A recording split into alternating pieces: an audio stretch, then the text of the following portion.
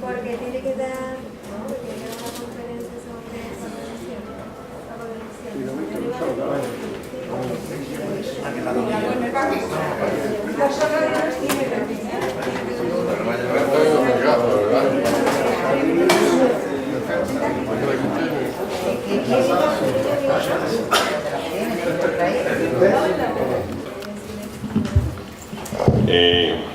yo no venía preparado si no me hubiera puesto el traje, ¿no? Pero la concejala de Cultura me ha cogido por banda y, bueno, aquí estoy presentando a Manuel Martín. Presentarlo, pues, una parte normal en este tipo de cosas, pero vaya, que todo el mundo conoce a Manuel Martín, más que a mí. Manuel Martín es sevillano, de Écija, y es muy prolífero en escritura, en libros. Tiene 29 libros de flamenco publicados. En el año 96 obtuvo el primer premio nacional de flamenco que lo otorgaba la cátedra de flamencología de Jerez, en aquel entonces dirigida por Juan de la Plata. Y hay una anécdota al respecto, y es que cuando le tocó hablar después de recibir el premio Manuel, pues habló tan mal del que lo organizaba y de la cátedra, que le pidieron al día siguiente que por favor devolviera el premio, el trofeo que le dieron, no sé. Total, con esto quiero decir el peligro que tiene Manuel. Manuel no deja títere con cabeza. Manuel, yo le he dicho muchas veces que era el José María García del flamenco. Y otro dijo que él era el martillo pilón de los herejes del flamenco, que hay muchos. Eso, bueno, si sacáramos ese martillo iban a caer. En fin, yo soy muy breve. Lo consideran desde hace muchos años el primer crítico, el número 1 en la crítica flamenca. Estuvo haciendo esta crítica en Diario 16 hace unos cuantos años. No sé si por eso desapareció luego el periódico, no creo, ¿no? Y ahora está también desde hace muchos años en El Mundo. Aparte del flamenco, lleva una columna de opinión, ¿no? Para mí, como he dicho, es un verdadero honor estar presentando a este peso pesado del flamenco, de los que nos hacen mucha falta, porque son los que van en busca de la verdad. A veces es su verdad, lógicamente, como todos los humanos, pero es muy importante la labor de se me van las cosas, se cree que es mentira. En fin, que Manuel Martín es un fenómeno y que sabe de flamenco más que quien lo inventó. Yo creo que más no puedo decir, primero porque me estoy preparado, y segundo porque sería larguísimo, ¿no? Sería muy largo, así que yo quiero que empiece Manuel ya de una vez. Gracias.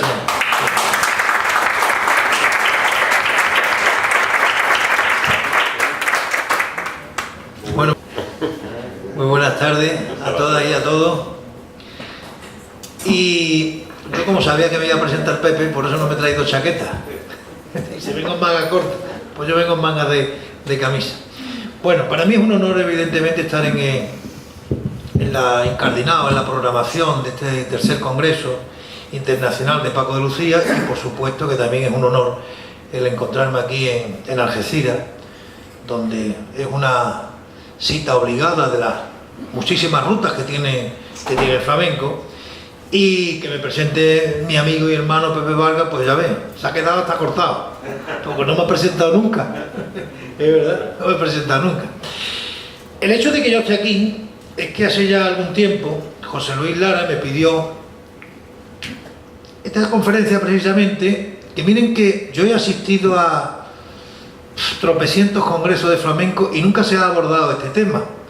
E incluso cuando se hizo la declaración de flamenco como patrimonio inmaterial de la humanidad, eché en falta precisamente que no se había tocado aquellos referentes que nos distinguen de otros pueblos. Y claro, el ver el impacto que este patrimonio de cultura andaluza ha tenido en la cultura, con mayúscula, española, no es cosa baladí. Esto no se puede despachar en media hora.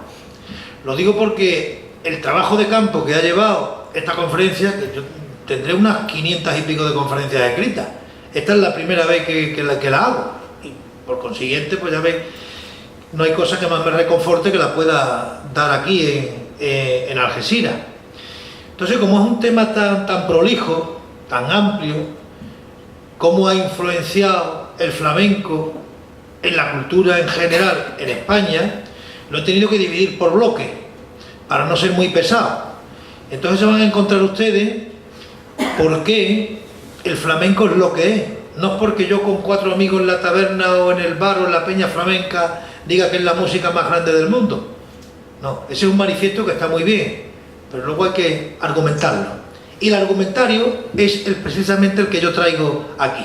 Entonces he estudiado qué influencia ha tenido el flamenco en el cine, en la poesía, en la literatura, en la música clásica, y de eso los algecireños tienen que saber mucho, cuando fueron los clásicos precisamente los que lanzaron 1 y 2 y 3 y cientos de agravios contra Paco de Lucía, que por cierto, el único crítico que salió en su defensa fui yo, no es por ponerme moño, es por el comentario que antes estábamos haciendo. Y por supuesto también la influencia que ha tenido en la escultura y en la pintura. Así que dicho esto, como esto es un tema que va a ser largo y que se aborda por primera vez, vamos a ello. Si a nadie escapa que el flamenco es en la actualidad el producto andaluz más demandado y se le asigna por consiguiente un papel determinante en la industria cultural andaluza, es porque es un fenómeno artístico de naturaleza musical de primer orden, pero también porque se trata del género que mejor penetra en el tejido cultural del pueblo, trascendiendo sus límites hasta alcanzar otras esferas artísticas y culturales, lo que explica su expansionismo a la pintura, la escultura, el cine, la literatura o en general cualquier tipo de expresión artístico-cultural. Pero si hay una manifestación cultural que ha estigmatizado a la España flamenca y otorgado a los flamencos y a los andaluces en general la falsa imagen de pueblo festivo, poco amante del trabajo, pasional y arcaico, esa es el cine. La presencia del cine en el flamenco no es una cualidad imputable al interés de los cineastas por los hondos, que por lo general gustan de cintas que reflejen el tipismo andaluz y su folclore, más que las esencias del género, como bien confirman los primeros cortometrajes que Ricardo de Baño hizo del Mochuelo en 1909. Un lustro después aparece Pastora Imperio en La danza fatal, y más tarde Mario Caserini incorpora en el elenco de Flor de Otoño del año 16 a la Argentinita, apareciendo de nuevo Pastora Imperio en Gitana Cañí, el año 17, del cineasta Armando Pou. A la Argentinita la encontramos de nuevo en Rosario la Cortijera, del 23, de José Bush, una españolada de muchísimo cuidado. Y al año siguiente figura la bailadora Mariquilla Ortega en una de las películas de mayor éxito en la época del cine mudo, Santa Isabel de Ceres. Ya en el 27 del siglo pasado, Florian Rey rueda la primera versión de La hermana San Sulpicio, que supuso, eso si ustedes son adictos a Canal Sur, verán La hermana San Sulpicio por activa y por pasiva, que supuso, yo que no la veo por prescripción facultativa, que supuso la revelación como actriz de Imperio Argentina, película que se estrenó en febrero del 28. Y tuvimos que esperar hasta el 29 para que el propio Florian Rey hiciera uno de los primeros intentos de cine sonorizado con la película Fútbol, Amor y Toros, en la que interviene el cantaor cartagenero Guerrita. Más tarde, en el 32, aparece El sabor de la gloria, en la que tomaron parte Angelillo y el guitarrista Luis Yance, y 2 años después se rueda la segunda versión de La hermana San Sulpicio, que cuenta de nuevo con una Imperio Argentina, ya por entonces estaba Imperio en la cumbre de su fama, a la que seguirían, entre otras, Madre Alegría del año 35, con la voz de Dolores Jiménez Alcántara, la niña de la Puebla, y Rosario la Cortijera, una película también muy vista en televisión, con Estelita Castro, El niño de Utrera, que saben ustedes que murió en Mendoza, en Argentina, y que gracias a iniciativas de los verdaderos flamencos de Utrera y del ayuntamiento, pues pudieron traerse los restos, y está enterrado afortunadamente entre los suyos en Utrera, y del maestro Sabica. Aquí el maestro Sabica dejó unas pinceladas del mejor gusto. Así como Paloma de mis amores, primera película en la que aparece El niño de Marchena. Aquí ya voy a ser como Umbral. Me remito a que lean ustedes mi trabajo de investigación sobre El niño de Marchena, donde por fin ya se culminó toda su biografía, que estaba tan dispersa, y además se hace un estudio por primera vez de toda la discografía de Pizarra, 263 cantes del niño Marchena. Es la obra que más me ha costado hacer, pero también tengo que decir que es de la que estoy más satisfecha, porque nadie le clavaba el diente, y cuando muchos decían, es que nada más que le gusta a los gitanos, y no saben que a mí lo que me gusta es jamón de Huelva, es jamón de pata negra. O sea que yo conozco gitanos que cantan para meterle, como decía Juan Talega, 2 papas calientes en la boca. Claro. Dicho esto, ahí interviene por primera vez en Paloma de mis amores Pepe Marchena, entonces se llamaba Niño de Marchena. O, no puedo olvidar una película muy conocida por los flamencos, que es La hija de Juan Simón, en la que figura Angelillo, que por cierto contaré una anécdota entre paréntesis. No sé si conocen ustedes la anécdota de don Antonio Chacón, cuando canta en su pueblo, en la Plaza de Toros. Entonces, claro, el que pone en circulación, que impactaba en la opinión pública y popular con un cante que eran los caracoles, era don Antonio Chacón. Pero mira por dónde salió por delante Angelillo, y cantó los caracoles, y recibió 3 veces más de aplauso que don Antonio Chacón. O sea, para que sepan ustedes que también en Jerez hay quien tiene el oído frente del otro. Un tanto lo mismo puedo decir de la primera vez que debutó Manuel Morao como concertista en Jerez de la Frontera, en la Plaza de Toros. Yo estaba de testigo, como me invitó él, y recibió de invitada más que Cagancho en Almagro. No le invitaron nada a Manuel Morao. Ahora ya lo han hecho hijo predilecto, para que vean ustedes cómo se vuelve del revés la historia. Y es que los flamencos somos así. O a lo mejor es que no existen flamencos. Cuidado, que podría ser una pregunta también muy interesante, ¿no? Como le dije a uno, yo que sé más contar de mi vivencia que lo que escribo. Como le dije a uno, es que esto lo tengo que meter, porque así no se me distrae nadie. Que iba roneando de que él se anhelaba mucho el flamenco. Y entonces lo cogí por aquí y le digo, ¿esto cómo es? ¿Este qué compa es? Bueno, es que eso no hace falta saberlo. Digo, ¿esto no hace falta saberlo? ¿Sabes para acá el carnet de socio de la peña que te lo voy a romper?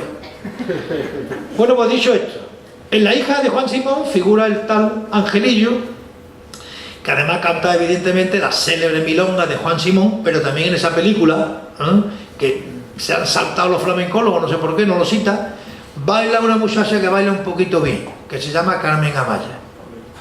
A Pastor Imperio y a Carmen Amaya la vemos en una película que para mí es de las mejores que hay, que es María de la O, del año 36, donde Pastor Imperio le enseña a Carmen Amaya cómo hay que bailar de cintura para arriba, que hoy se baila menos, hoy se baila más, hoy se clavan todas las puntillas del escenario, pero todas, no una, sino 27 veces clavadas y requete clavadas, porque es lo que dice mi amiga Matilde de Gorá, es que hemos trastornado, como dice ella, trastornado, es trastocado, pero es igual, trastornado los puntos. El hombre baila de mujer, no sigo por ahí, y la mujer baila de hombre. Ustedes me entienden, porque a buen entendedor. Bueno, pues después de María de la O, Imperio Argentina aparece junto a don Ramón Montoya, otra película de la que tampoco se habla, aparece don Ramón Montoya en Carmen la de Triana. Películas que ceden al falso nacionalismo de cintas como Amor Gitano del 37, donde canta Guerrita, Las Dolores y Martingala de José Tejada Martín, Niño de Marchena, o La Marquesona, que fue protagonizada por Pastor Imperio, por la que yo particularmente tengo devoción. Mercedes Borrul, que era conocida como la Gitana Blanca, trabaja en Malvaloca. Ahí hay unos fandangos, uno de ellos, por cierto, lo ha popularizado Miguel Poveda, de la película. Lola Flores hace lo propio en Alegrías del año 44 de Jesús Rey y La Jerezana, y Manolo Caracol aparecen en Embrujo, el año 46. Una película que quedó en la nada ante la notariedad de Juan Orduña, el máximo representante del cine nacional, que además dirigió La Lola se va a los puertos del 47. También es una película de mis preferencias porque canta Juanita Reina, canta el maestro don José Explicaciones, le llamaba Manolo Barrio, Pepe Pinto, y la guitarra es Melchor de Marchena. Casi nada. Con todo, el flamenco en sentido estricto queda para Pasión Gitana del año 46 con el baile de Carmen Amaya. El Rey de Sierra Morena, una pareja entonces de moda, el año 49, que eran los sevillanos Antonio y Rosario. Antonio Ruiz Soler, que siempre se la llamaron bailarín, que no se lo olvida a nadie, aunque no aparezcan los libros de flamencología, eso suena a caballería, ¿verdad? Pues resulta que fue el primero que coreografió las bulerías e incluso las trilleras, e incluso, por ir más lejos, le puso coreografía a la saeta. Era un auténtico bicho, dicho en el mejor sentido del término, por el respeto que yo le debo, aunque después tenía aquí 7 tigres, ¿eh? Y de los 7, 6 despiertos. Y sobre todo con la película Duende y Misterio del Flamenco de Edgar Neville, que más de medio siglo después, fíjense lo que les voy a decir, sigue siendo la guía de los cinéfilos. No se ha hecho una película mejor que Duende y Misterio del Flamenco. Esta cinta, observen qué dato más significativo, se rodó durante el año 52, el año que muere Tomás Pavón, casi nada, y se presentó en el Coliseo de Madrid el 15 de diciembre, mereciendo un galardón en Cannes y contando con Antonio Ruiz Soler y Pilar López, con Aurelio Sellé, con Antonio Mairena, con las ilustres Fernanda y Bernarda de Utrera y un largo etcétera de magníficas e irrepetibles figuras del flamenco. Curiosamente, en esta película se ofrece por primera vez, se focaliza por primera vez la coreografía del martinete cuando Antonio sale en Ronda, en el puente de Ronda, bailando el martinete. Pero descontando esta cinta de Neville, la mayor participación de artistas flamencos la acapara la nueva versión de la copla andaluza, que dirige en el año 59 Jerónimo Miura. Actúan Rafael Farina, como decía Fernanda, anda que si hubiese nacido en Utrera no hubiera ganado dinero con el cante. Yo le decía a Fernanda que no, que es al revés, que hizo bien en nacer donde nació. Adelfa Soto, Porrina de Badajoz, La Paquera de Jerez, Fernanda Romero, no bailaba bien el taranto. Yo no he visto una mujer bailar taranto mejor que Fernanda Romero, a ninguna. Y he visto bailar a muchas mujeres bailando. El sevillano, que por cierto fue centrocampista, le dirijo ahora a mi amigo Manolete, que es paisano mío de su hija, centrocampista de Real Betis Balompié, Antonio Pérez Guerrero, y el Beni de Cádiz. El Beni ya es cosecha de otra parte. Yo me podría detener en cada uno de estos artistas y poderle, de verdad estaría 2 horas contando una anécdota de estos artistas, pero hasta que me van a reñir luego.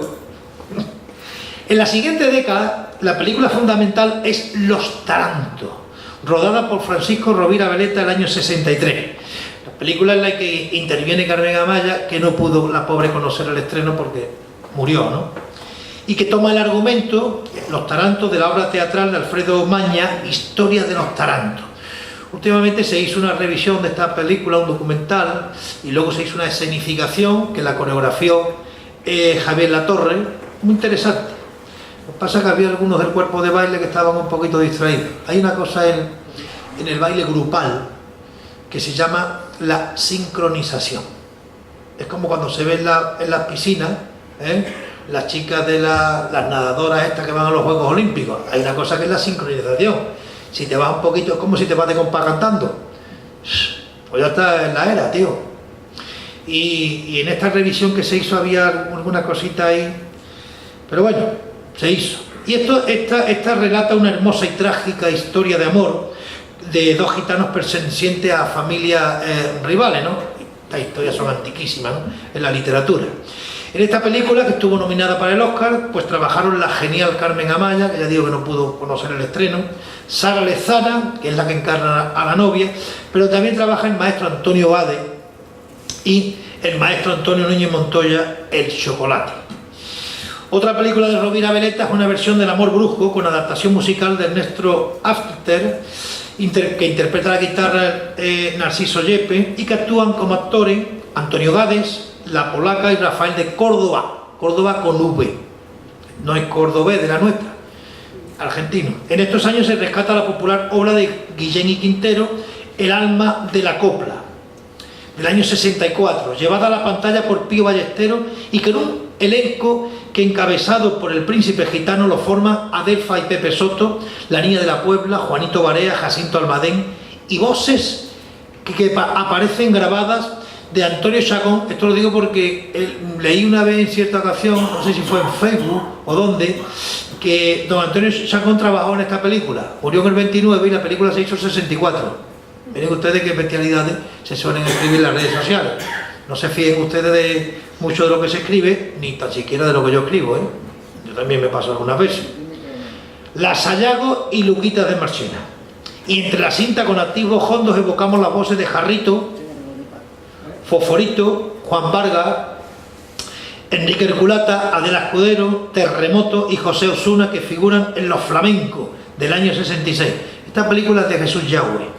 Por lo que hace a los años 70, lo más notable es La ley de raza del año 70 de José Luis Gonzalo, y que protagonizan Antonio y Las Chungas. Ya Antonio se había peleado, es una historia larga, con Rosario.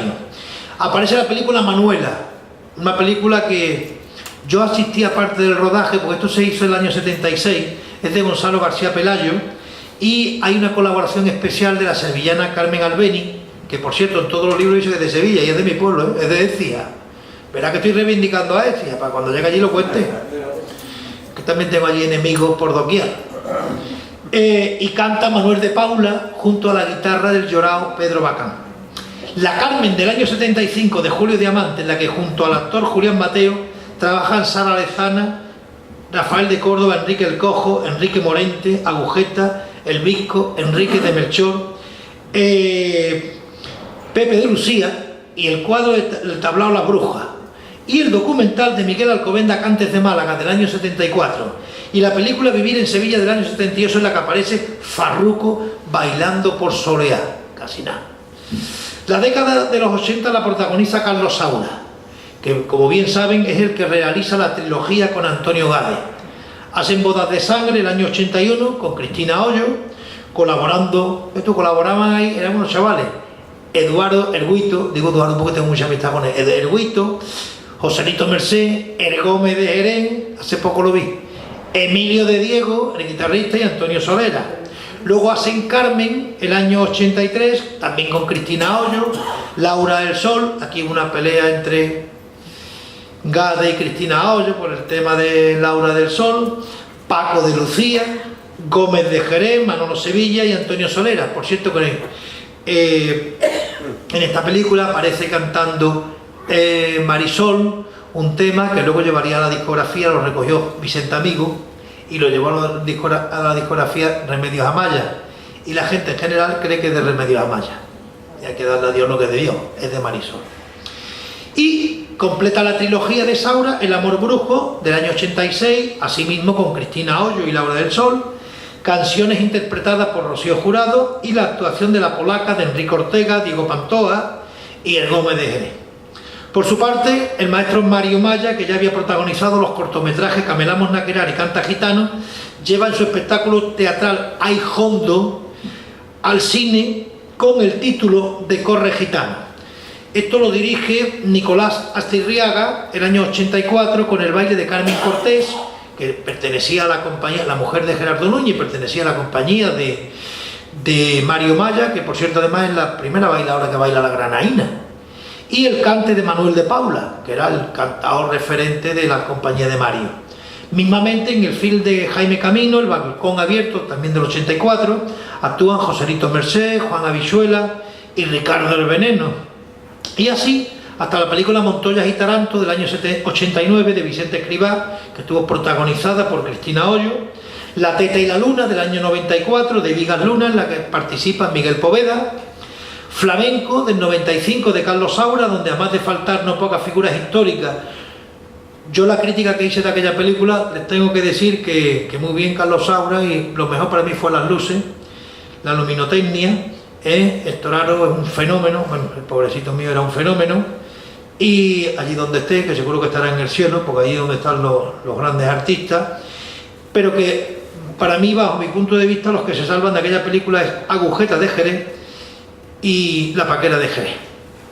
Después tenemos Alma Gitana del año 96 de Chus Gutiérrez, con Merche Esmeralda, la sevillana, y Ketama. No sé si recuerdan ustedes un anuncio, algunos no habían nacido de los presentes, se anunciaba el vino de Jerez como fino de Andalucía embotellado, y apareció una bailaora. Esa bailaora era Merche Esmeralda, que por cierto fue novia de Jesús Quintero, el loco de la colina. Ya por contar un poquito una cosita más distraída, ¿verdad? No cuento por qué no se casaron, porque también es muy divertido si lo contara, muy divertido. Pero no quiero que me toque el reloj.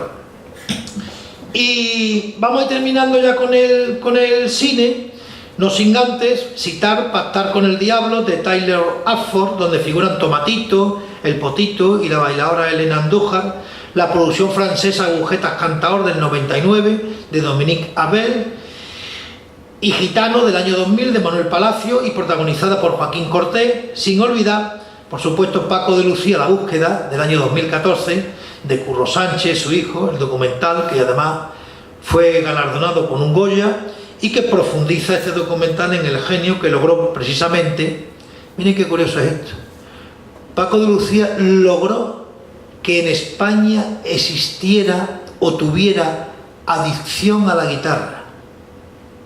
Ahora hay adicción a la cocaína, a las borderías, a las redes sociales. Bueno, pues Paco de Lucía fue el que consiguió que en España hubiera adicción por la guitarra. Aparte de una definición que le recordó a mi amigo Pepe, se lo he comentado también en los previos a José Luis, de una frase que escribí hace ya muchísimo tiempo, que dije, Paco de Lucía fue el músico que nos convenció que también el hombre puede llegar a la divinidad. Lo digo esto porque de 300 conferencias, de 300 críticas que le hice a Paco de Lucía, algunos no se acuerdan nada más que de una mala que le hice. Que manda guasa. ¿Y cómo era? ¿La crítica? Muy mala. Aquella es mala, fue mala. ¿Pero qué? ¿Cómo era? La crítica mala porque resulta que la actuación no estuvo a la altura. Es más, miren, acabo de recordar hoy, yo tengo en Sevilla, yo tengo muy buena... 2010, ¿no? ¿Cómo? En la final del 2010. Efectivamente. La recuerdo. La recuerda, ¿verdad? Bueno, pues se salían los guitarristas. No estuvo bien. Es que hasta los dioses tienen sus imperfecciones. Y no pasa absolutamente nada. No pasa absolutamente nada. Ayer o antes de ayer venía una entrevista en el diario Córdoba. Es que tenemos que humanizar al personaje, cuidado. A veces, los que estamos pisando suelo, de tanto elevar a los que están en el escenario, lo vemos tan cargado de perfecciones que luego no le notamos ninguna imperfección, y eso es malo para nosotros, para ellos y para el flamenco. Bueno, pues miren qué detalle. Ayer en el diario Córdoba, yo es que soy un gran lector de periódicos, tengo adicción también a lector, leo hasta las tonterías. Eso es bueno. Magnífico. Leo hasta lo que no me gusta, hasta las barbaridades que no me gustan. Bueno, pues leo cuenta del diario Córdoba que la anécdota de que la hoy jefa de opinión del diario Córdoba la manda el director el año 84, la chiquilla estaba de becaria, la manda a cubrir un concierto de Paco de Lucía. La chiquilla, claro, que va a hablar de Paco de Lucía, gloria bendita, empezó allí a esparcir adjetivo y adjetivo y adjetivo, pero es que, curiosamente, en aquella actuación, todas las críticas, si se revisa la hemeroteca, fueron no buenas, más que buenas. La mía fue regular, miren por dónde, la mía fue regular. Y ahora sacan una entrevista que le hacen pasando el tiempo, que le hacen a Paco. La misma chica, que entonces ya era jefa de opinión, y le hace una entrevista a Paco. Dice, bueno, maestro, ¿usted se acuerda del concierto que usted dio el año 84 aquí en Córdoba? Y dice Paco, dice, aquel concierto en Córdoba toqué como una burra vieja. Esa frase era de Paco, ¿verdad? Efectivamente, tocó como una burra vieja. y no pasa absolutamente nada. Pues esa es la grandeza precisamente de los genios, que tengan esas imperfecciones. Ustedes se imaginan un cantador todos los días cantando bien por soleá, qué aburrido eres, qué saborío eres, todos los días va a cantar bien, no te va a equivocar nunca, no va a ser como decía Rancapino, el cante bueno es el que está lleno de falta de ortografía, equivócate un día, chicos. Eso es. Bueno, vamos a cambiar de tema. En otro orden de cosas, tampoco los compositores españoles fueron insensibles al influjo del flamenco y de la música andaluza. La mayoría nacieron en el sur de España, Ocón, Manuel de Falla y Joaquín Turina, y su música estuvo impregnada por ese sur en donde escucharon las primeras canciones de cuna. Los que no, como Pedrell, Albeni o Granado, en la búsqueda de una identidad musical, hallaron en lo hondo y en lo andaluz un tejido nuevo cargado de una fuerza de expansión específicamente nacional. Por el contrario, la relación más compleja es la del flamenco con la poesía como género literario y con la literatura propiamente dicha, ya que tenemos por un lado la creación literaria desde el flamenco mismo, es decir, la producción, y por otro el reflejo, esto es, el eco y el testimonio que en la literatura se produce de las realidades flamencas, ya sean musicales, antropológicas o sociológicas. En cuanto a lo primero, como señala el profesor Rodríguez Baltanás, es el lugar, el flamenco, raíz y motivo de producción literaria. Las letras del cante no son otra cosa que poesía, y poesía de la más alta hondura lírica, como supieron ver y reconocer Antonio Machado y Álvarez de Mófilo y Francisco Rodríguez Marín, quienes a finales del siglo XIX recogieron y estudiaron las letras de los cantes flamencos como poesía folclórica, esto es, tradicional y popular.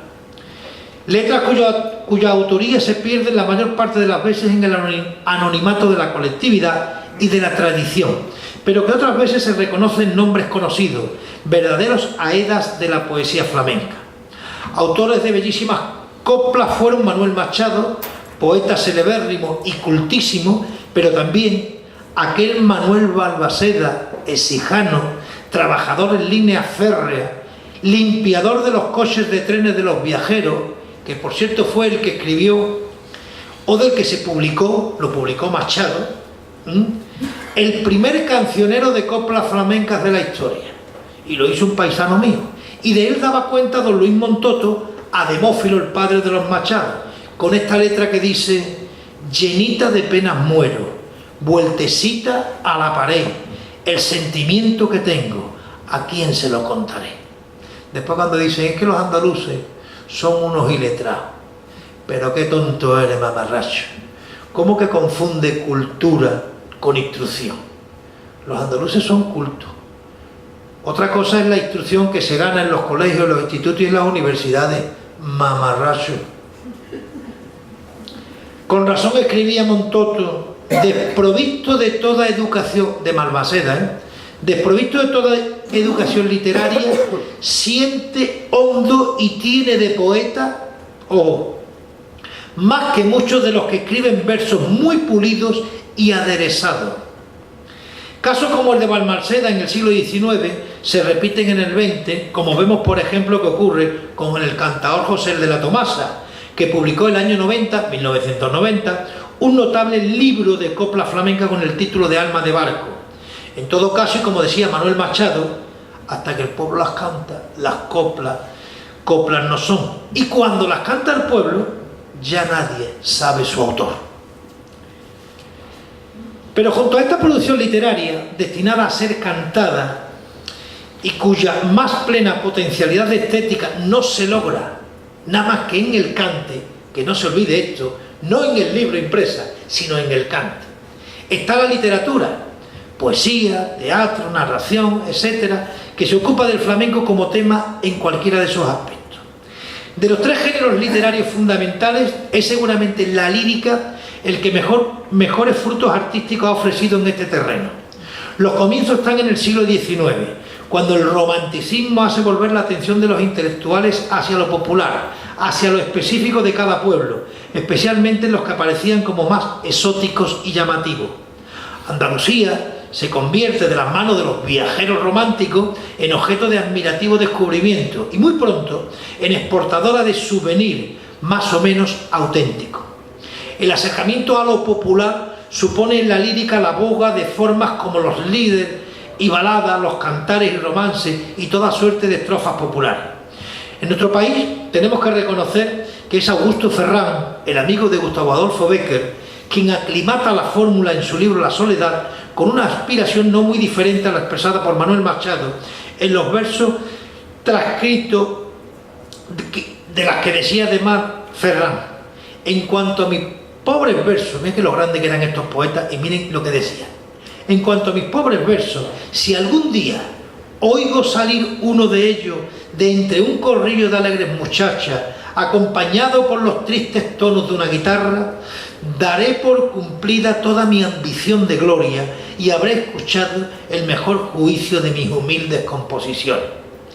Y dos letras aún vigentes son, que la cantó la tía Nica la Periñaca, 100 años después de muerto y de gusanos comidos, a gritos dirán mis huesos lo mucho que te he querido.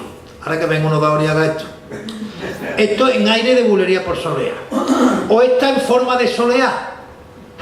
Voy como si fuera preso. Detrás camina mi sombra. Delante mis pensamientos. La letra de amor puro. Como reacción a lo romántico, entre el último tercio del siglo XIX y hasta la mitad del siglo XX, aparece en literatura lo que se llama el modernismo y su interés por todo lo regional. Es el modernismo, con su brillante panoplia de recursos formales, la corriente poética que primero se encarga de hacer del cante, del baile y del toque de sus protagonistas, inclusive objeto o materia de inspiración y expresión lírica. Francisco Villaespesa, Rubén Darío o Salvador Rueda se afanan y destacan en este empeño. El malagueño Salvador Rueda, además de componer Bailaora, mira lo que le voy a decir, es el primer dodecasílabo que se escribió en castellano, Bailaora. Lo podía haber puesto con fontanería, pues no, porque no existían entonces la fontanería. Nos dejó Salvador Rueda el tablao flamenco, una pieza donde la maestría rítmica y el color logran un perfecto cuadro que además le dedica a Rubén Darío. Pero la del modernismo es todavía una visión pintoresquista del flamenco, una pintura cargada de color, pero cuidado, pero sin misterio. Estamos ya profundizando en la esencia de los hondos. La generación del 98, a su siguiente al modernismo, por su parte es mayoritariamente antiflamenquista.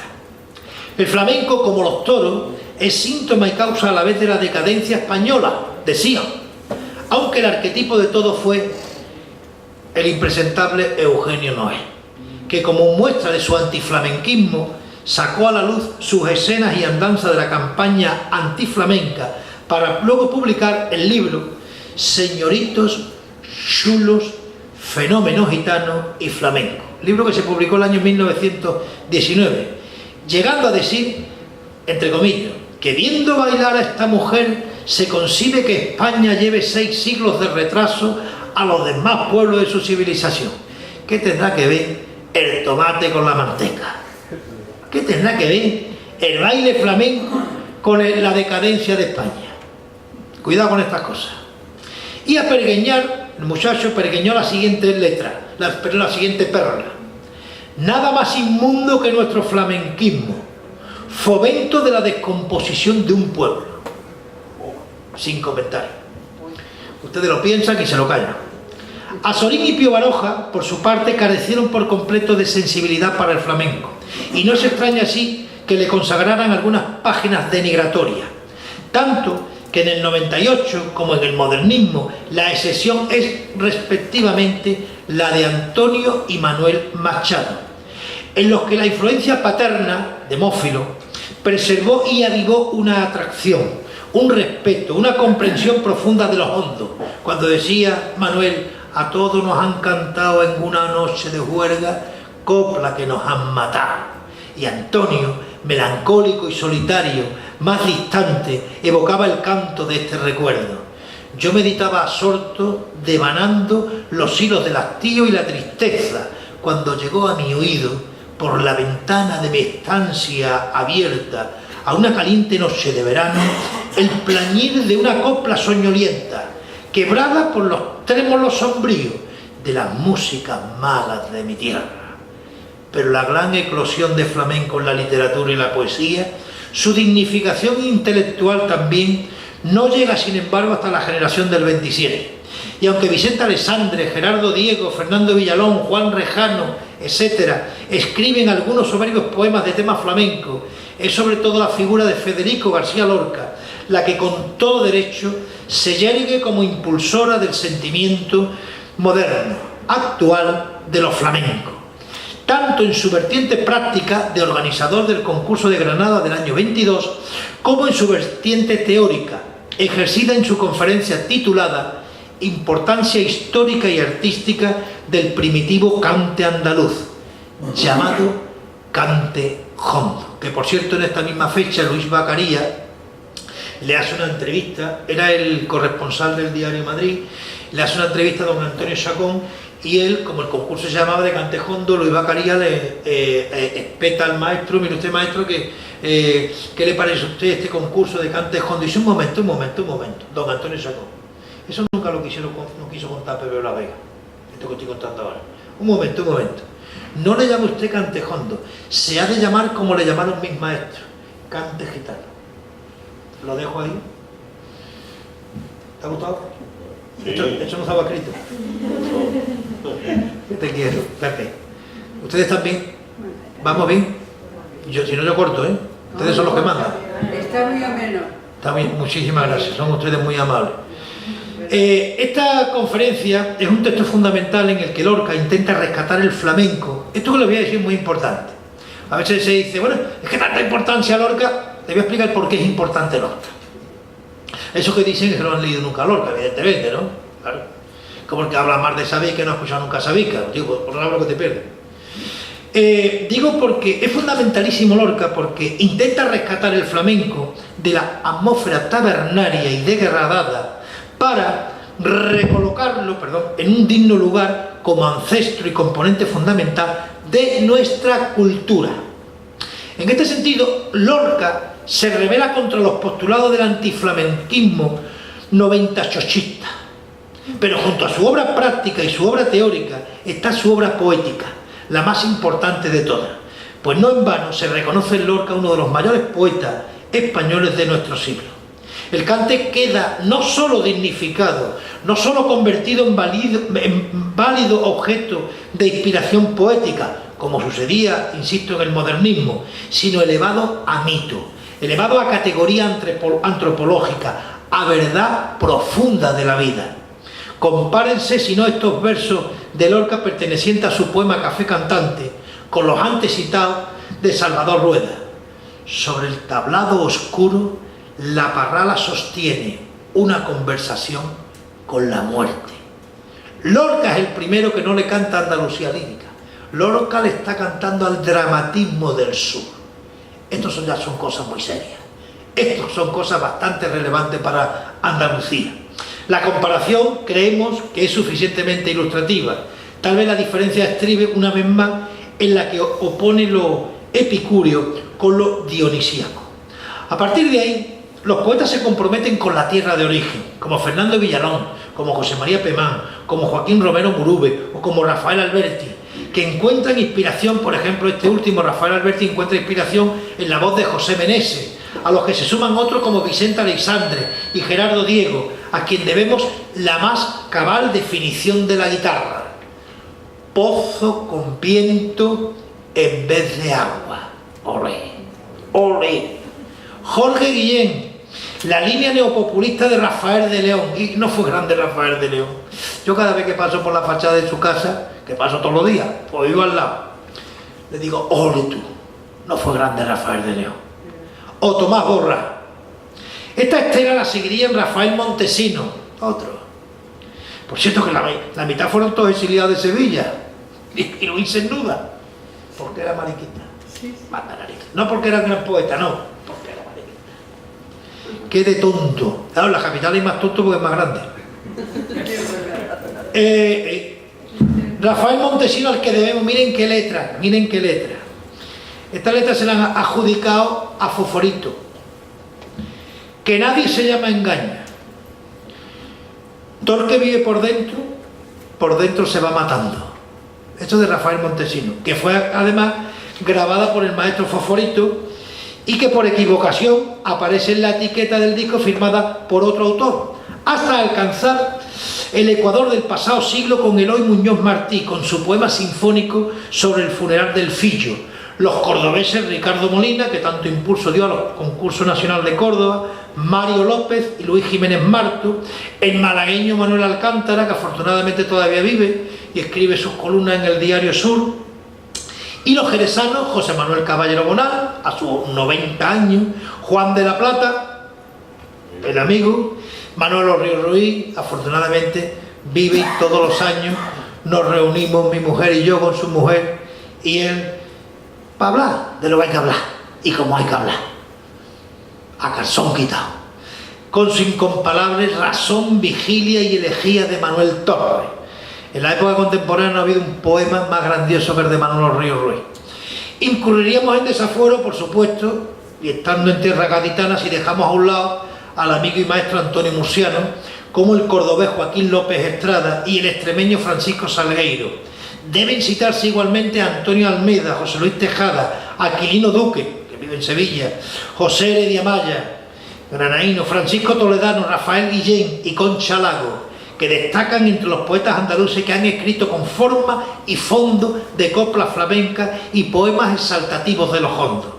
La ritualidad poética es motivo de interés mismamente para los arcenses Carlos Murciano y Antonio Hernández, por cierto que va a ser el que va a inaugurar la próxima Bienal de Sevilla. Y no digamos para Juan de Loxa, Félix Grande, el amigo en el recuerdo, otro amigo en el recuerdo, este sí que sabía de Campi, Francisco Moreno Garbán. De esta gente podría estar en otra conferencia contando anécdotas nada más. Es que he vivido mucho. Es que me he dedicado a esto desde muy chico y he vivido mucho.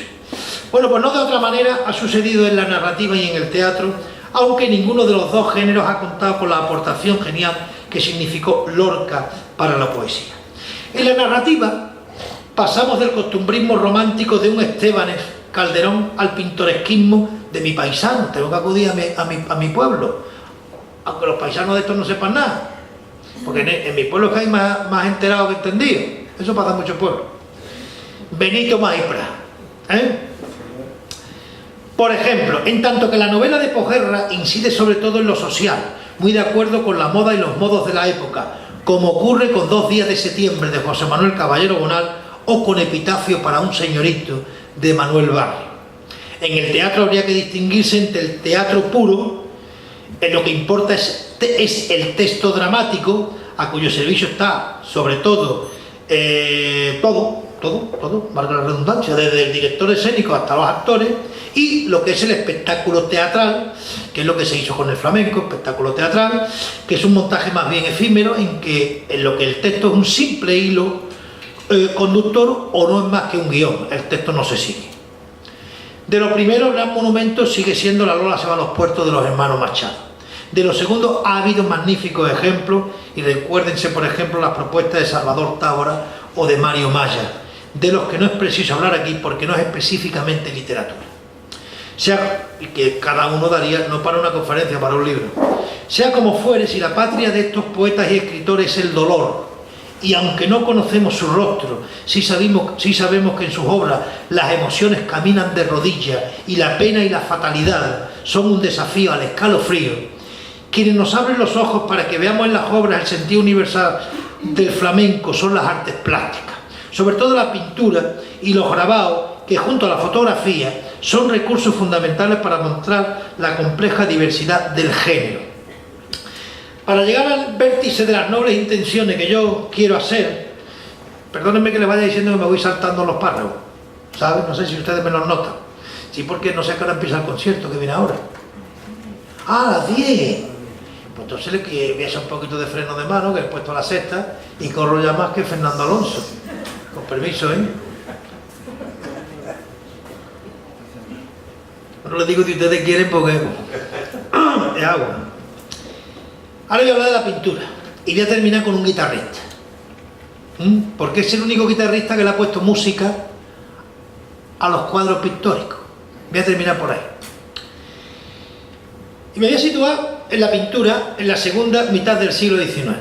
Además voy a hablar de un guitarrista y un compositor al que los quiero como si fuera un hermano mío, y con el que me llevo como si fuera un... Yo creo que nos llamamos casi todas las semanas. Hay veces que hablo más con él que con mi mujer. Bueno, le voy a decir ya... Bueno, luego averiguarán ustedes quién es, o ya se lo diré. Me voy a situar en la segunda mitad del siglo XIX. Fue entonces que atrajo el flamenco la atención de los artistas plásticos. Primero reflejando el tipismo, claro que era lo que buscaban, el colorido de las propuestas dancísticas, lo que sacaban generalmente eran bailadoras. Y luego profundizando en el alma misma del cante, en el que encontraron los rasgos propios de la queja que estremece o el del rasgo que conmueve.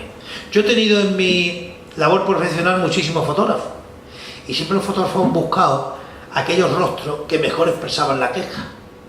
Claro, tal como tienen la faz de la cara, así canta.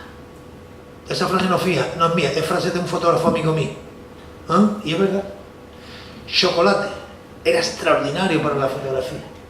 Fernanda, Bernarda. Sin embargo, hay otros cantadores que son lisos, son planos.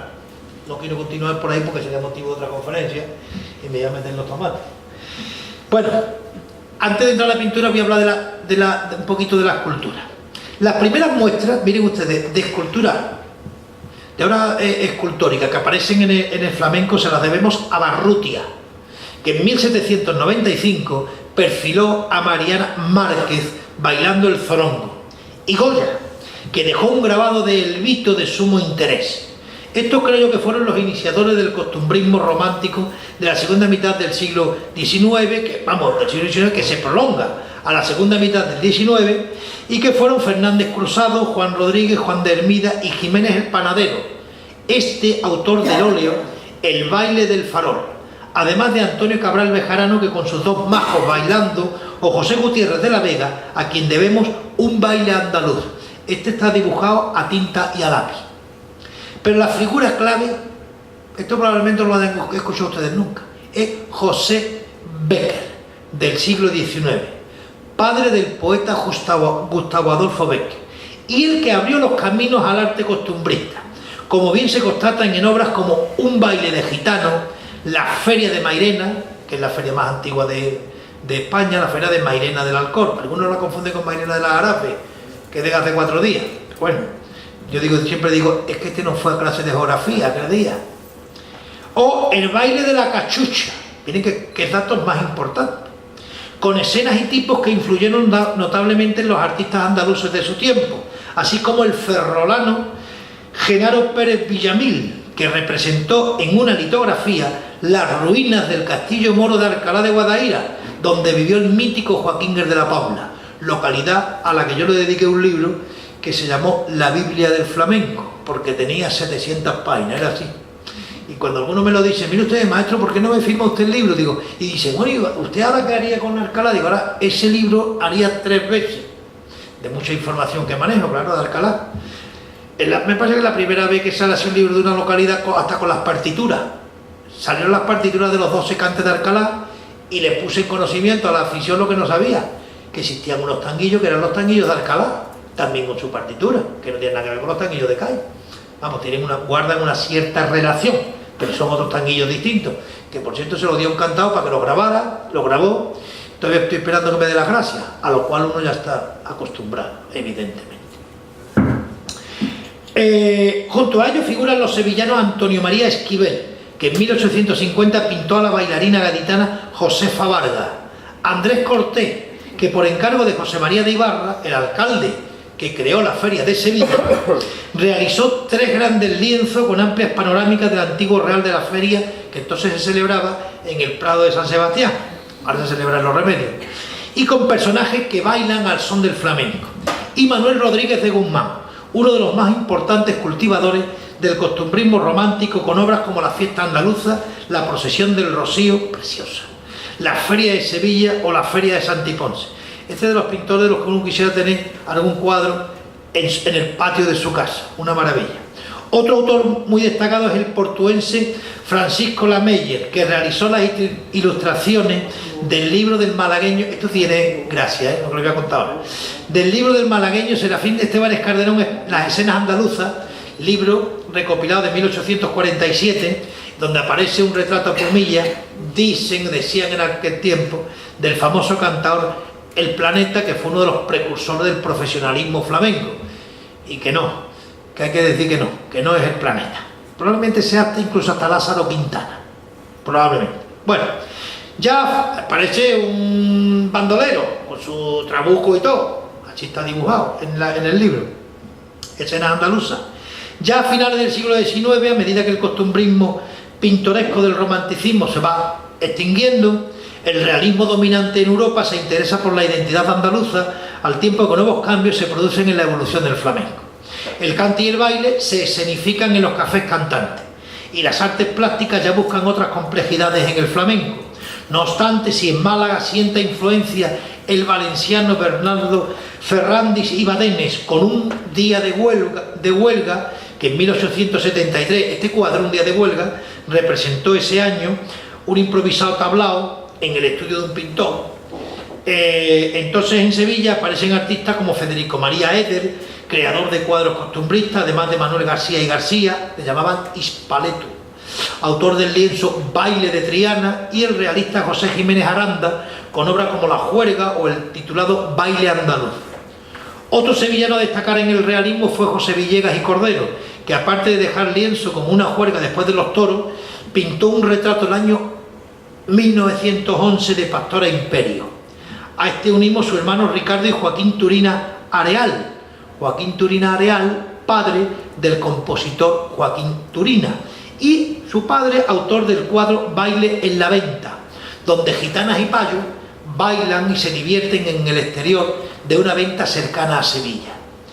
De fuera de Andalucía podríamos citar algunos bastantes, al punto de que son autores que van formando una auténtica revolución en el mundo de la pintura, pero que por mucho que avancemos ya adentrándonos en el siglo XX, pienso que sería el sevillano Gonzalo Bilbao uno de los primeros artistas andaluces adscritos a un impresionismo que ya se queda enraizado en el siglo de oro. Voy a ir dejando los pintores, porque no quiero que esto se haga muy largo. Otro día, si ustedes quieren, cuando yo venga a la Peña Flamenca, les hablo de los pintores. Pero hay un grupo que no puedo descartar, que es al que pertenecía Julio Romero de Torres, que ejerció, no sé si lo saben, Julio Romero de Torres ejerció de cantaor en un café cantante, ¿sí? Estuvo en La Unión, en un café cantante cantando, y además participó como jurado en el trofeo flamenco de la Copa, de la célebre Copa Pavón de Madrid, contando en su obra con trabajos inmortales como Cante Hondo o La consagración de la copla, aparte de que fue el pintor que llevó a sus pinceles la grandeza y hondura, creatividad y genialidad y originalidad y simbolismo del cantadora más grande de toda la historia, Pastora María Pavón Cruz, la niña de los peines. Andando el tiempo, saben ustedes que ya una vez llegado el concurso del 22, tenemos que citar al jiennense Manuel Ángeles Ortiz, que fue autor del cartel del primer concurso de Cantejondo de Granada del año 22, y además fue también autor de la portada de un libro editado con motivo del concurso y del cartel de la tercera, del año 84, de la tercera Bienal de Arte Flamenco Ciudad de Sevilla. Junto al jiennense voy a citar, por lo popular que fue, a Salvador Dalí, que diseñó el decorado para la segunda escena del ballet El Café de Chinita. Por cierto, que el Ballet Nacional de España recuperó, que eso es lo que no tiene el Ballet Flamenco de Andalucía, que tiene que recuperar las coreografías y los decorados de todos los grandes maestros andaluces.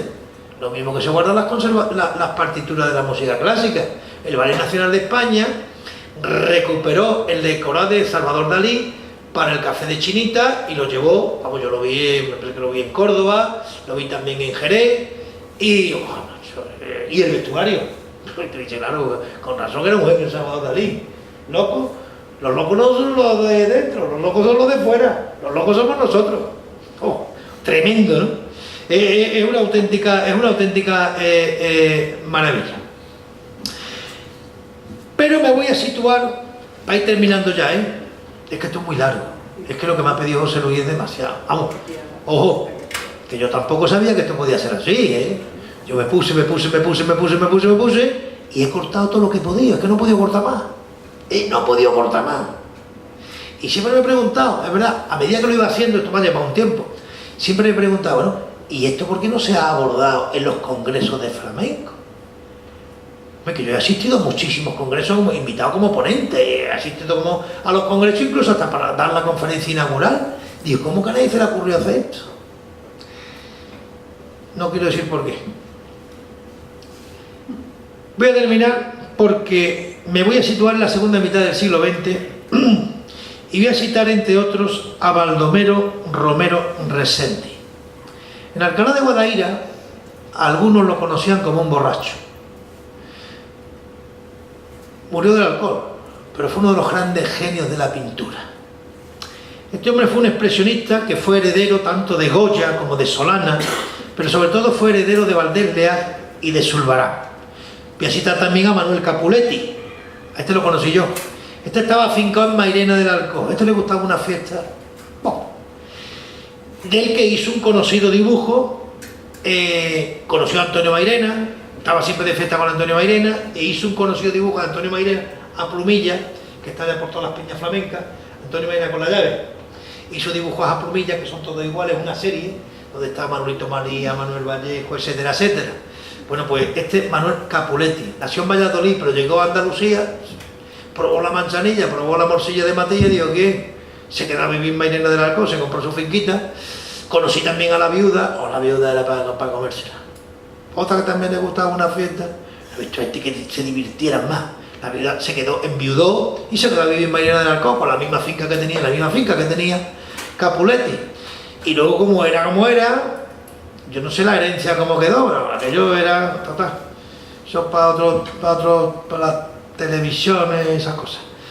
Y frecuentó también, pues ya ves, todo lo que había que frecuentar. Y junto a ello, no puedo olvidar, esta afortunadamente vive, al pacense Juan Valdés, aunque de la escuela sevillana y un retratista extraordinario, el malagueño Francisco Hernández y Antonio Velarde.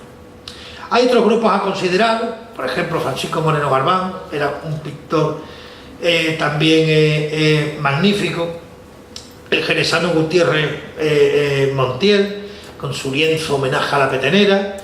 No he dicho de Juan Valdés, ahora que me he acordado, mira, eso lo he puesto aquí en el texto. La primera vez que el Centro Andaluz de Flamenco, la Fundación Andaluza de Flamenco, que se llamaba entonces, de la que yo era consejero asesor, que creó un certamen de pintura, que era para buscar un icono para la Fundación Andaluza de Flamenco, lo ganó Juan Valdés con 3 piezas que unificadas venía a extraer todas las esencias de lo que era la escuela sevillana del baile. Es que es un tío que además canta por soleá. Es tremendo, claro, que es así, lo mismo que Francisco Moreno Galván, pues sabía de cante, coño, es que enseñó a cantar a José Meneses. Así hacía las letras que hacía. Claro, tiene su explicación, ¿no? Y ya me quedo aquí la intemerante. Ustedes me perdonarán, pero yo que ya tengo que terminar. Bueno, así las cosas, a esta paleta de colores que hemos ofrecido, además lo digo también, hombre, también por la salud. Es que aguantado más de una hora una conferencia, los médicos no le... ¿Saben ustedes lo que les digo? Es broma. Permítanme esta broma entre paréntesis, porque entre col y col, si no meto una lechuga, no se me nota que he estado mucho tiempo haciendo radio. ¿Me entienden lo que le digo? Menos mal que estoy en Argentina, que estoy como si estuviera en mi propia casa. Yo en otro sitio me pongo muy serio, me pongo cara de monje del medievo, que la cara está casi sabor y el gachote. Y no sabe que a mí lo que me gusta es reírme. ¿Qué es lo más bonito? Bueno, pues esta paleta de colores que les he ofrecido constatan en puridad que los 3 colores aditivos del flamenco son precisamente los colores primarios, como son el rojo del cante, el verde del toque y el azul del baile. Pero no quisiera yo cerrar el impacto del flamenco en la cultura española de esta tabla cronológica de tonalidades sin enmarcarla con algo que se me ha olvidado, a mí no se me ha olvidado, algo de lo que no les habla, con el ritmo y la musicalidad que desprende la obra pictórica. Me estoy refiriendo al alma sonora del artista, algo que solo ha materializado Manolo Sanlúcar cuando musicó a Romero Reséndiz, a este que pintaba en Alcalá de Guadaira, al que llamaban borracho. Eso ocurrió en la 15 Bienal de Flamenco de Sevilla, allá por el año 2008. Y aunque nunca habíamos reflexionado los flamencos acerca de las muchas formas de utilizar el color y el sonido, para razonar en profundidad aquel concierto de Manolo Sanlúcar, hay que entender primero que toda su grandeza compositora es vibración que no va dirigida solamente a las fibras sensoriales de nuestro cuerpo, sino también a la parte inmaterial de nuestro ser. El maestro sanluqueño ama la pintura y muere por el flamenco. Por eso sabe que de las 4 cualidades que describen el sonido, solo una de ellas nos permite diferenciar un sonido de otro. Y ese es el timbre. Lo que metafóricamente podríamos llamar el color del sonido.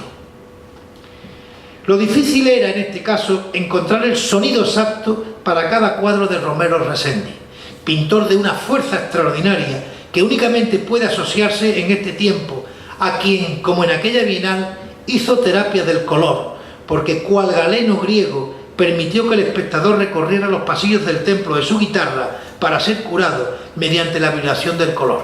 Les tengo que decir que en el programa de mano de esta obra musical no figura nada más que el nombre de los cuadros, no figura cómo se asocia el cuadro a qué tipo de toque flamenco. Se lo digo porque yo se lo voy a decir ahora. Y la impresión que a mí me dio, el mensaje que yo extraje de él, que por cierto recibí las felicitaciones del maestro Sanlúcar. Otras veces recibí una llamada para decir, qué guasa tiene. Se ha cabido de todo, ¿no? Como con el maestro Paco de Lucía. Digo que lo difícil era encontrar el sonido exacto del cuadro de Romero Reséndiz. Pero claro, yo estaba ante un pintor de una fuerza extraordinaria que únicamente podía asociar a la terapia del color. Pues bien, Sanlúcar logró la percepción del sonido mediante la estimulación del color. Y los primeros nexos entre la acústica y el color aparecieron en el cuadro Los Condenados. Unos tangos, este era fácil de descubrir, unos tangos, lo digo porque es que si ustedes consultan la hemeroteca, no me quiero poner moño ni medalla, ¿no? Pero simplemente lo que es y punto. No hubo ni una crítica que estableciera qué toques eran. Bueno, este cuadro de Los Condenados son unos tangos que tienen el poder de la energía pura, ya que sus rojos dibujos musicales todo lo visualizan. Bien. Las sensaciones auditivas y cromáticas las asociamos al lienzo de la mirada del tiempo, en el que la vivacidad de los tonos proporciona energía e invita a la concentración, pues refleja un mundo, el de la taranta, al que vincularíamos el color naranja, como si mezcláramos el rojo del dolor y el amarillo de la adversidad. Ustedes imagínense el minero en la mina, en la profundidad de la tierra. En contraste con el cuadro Abuelo Gitano, una bulería como claridad del pensamiento inteligente que afecta al amarillo y en el que percibíamos diferentes formas de respiración y hasta tarareo y melodías silbadas. Claro, y es que veíamos bailar una bulería. Hay otro cuadro a retener, que es La Repera. La Piedad, que estructurada sobre la soleá a ritmo, proporciona al principio una atmósfera tranquila, como el color azul. ¿Ustedes han visto las Inmaculadas de la Virgen en el fondo? Azul, tranquilidad. Que calma, tranquiliza y proporciona armonía. Y termina como si fuera un generador de impulsos de seguirilla y sonidos soidales hasta lidiar junto al lienzo el Papa Negro. Es un Papa negro, el Papa Negro, que brega el fandango con los ritmos de ida y vuelta de la violeta, mezcla de rojo y azul, pues conecta con el yo espiritual de cada cual. Al cierre, el maestro Sanlúcar nos situó ante el majareta y el serio, tan disparejos como innovadores, y la conocida obra, en la que más conoce todo el mundo, se ven unos pavos bailando que Romero Reséndiz le llamó la danza de los pavos, en la que subyace una mezcla de amarillo y azul. Esto es el verde, claro, es que el amarillo y azul sale el verde, como color de la armonía de las alegrías, y lo toca por alegría, y el equilibrio, porque luego va acelerando el ritmo y la va convirtiendo en bulería, confirmándose así como la poética del sonido y la música del color son las que resumen los estados de ánimo de Manolo Sanlúcar, el músico que por primera vez en la historia del flamenco estableció diferencias entre matiz y tono, y que nos ilustró sobre el color hasta hacernos ver que los menos fuertes o intensos son los idóneos para definir pensamientos o ideas. Sin necesidad de conocer, por tanto, la obra de Reséndiz, Manolo Sanlúcar puso de manifiesto que solo el cante y el toque, o los dos, al servicio del baile, pueden, y ya termino, conciliar las impresiones del pintor con los estímulos que cada cuadro provocan en el espectador. Por mi parte, señoras y señores, amigas y amigos, todos mis respetos para los artistas pictóricos del flamenco y también para los músicos, escultores, músicos, los que aman el flamenco y los que no lo aman, porque lo entienden como una música vulgar, que sabrán ellos lo que yo pienso. Escultores, poetas, cineastas y literatos, porque a ellos ya les he ofrecido todas mis palabras al hacernos ver, y esta frase que acuñé hace ya algún tiempo, quiero decirla también aquí. Cultura flamenca es todo aquello que no viene en los libros. Así que a partir de ahora a ustedes les corresponde, para ellos, los aplausos. Muchas gracias.